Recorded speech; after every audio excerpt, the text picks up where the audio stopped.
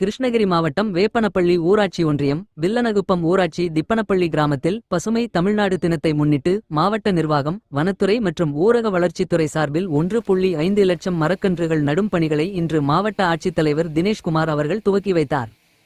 நிகழ்ச்சியில் பேசிய மாவட்ட ஆட்சித்தலைவர் தினேஷ்குமார், தமிழ்நாடு அரசு சுற்றுச்சூழல், காலநிலை மாற்றம் மற்றும் வனத்துறை சார்பாக தொடங்கி உள்ள பசுமை தமிழ்நாடு இயக்கம் குறித்த விளக்கத்தின்படி மாநிலத்தில் உள்ள வனப்பரப்பளவை தற்போதைய 23.8 விழுக்காடு இலிருந்து 2030-31 ஆண்டுக்குள் 33 விழுக்காடு ஆக உயர்த்துவதே இயக்கத்தின் முக்கிய குறிக்கோள். இதன் அடிப்படையில் அடுத்த 10 ஆண்டுகளில் 13,500 சதுர கிலோமீட்டர் பரப்பளவில் 265 கோடி பூர்வீக மரக்கன்றுகள் நடவு செய்ய திட்டம். இன்று நடைபெற்ற மரக்கன்றுகள் நடவு விழாவில் தன்னார்வ தொண்டு நிறுவன பிரதிநிதிகள், அரசு மாதிரி பள்ளி மற்றும் அறிஞர் அண்ணா கலை மற்றும் அறிவியல் கல்லூரி மாணவியர்கள், ஊரக வளர்ச்சித்துறை பணியாளர்கள், வனச்சரக அலுவலர்கள் மற்றும் வனவர்கள் என மொத்தம் 150 பேர் கலந்து கொண்டு மரக்கன்றுகள் நடவு பணிகளில் ஈடுபட்டனர்.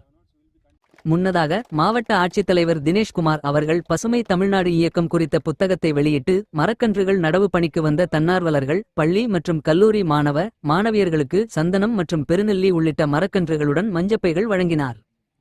இந்நிகழ்ச்சியில் மாவட்ட வன அலுவலர் பகான் ஜெகதீஷ் சுதாகர், மாவட்ட ஊரக வளர்ச்சி முகமை திட்ட இயக்குனர் கவிதா, சமூக காடுகள் மற்றும் விரிவாக்க கோட்ட வன அலுவலர் தினேஷ்குமார், வட்டாட்சியர் சின்னசாமி, வட்டார வளர்ச்சி அலுவலர்கள் முகம்மது சிராஜுதீன், சதீஷ்பாபு, உதவி திட்ட அலுவலர் சென்னகிருஷ்ணன், வனச்சரக அலுவலர்கள் மூர்த்தி, சிவா, செந்தில்குமார், குமார் உள்ளிட்டோர் கலந்து கொண்டனர்.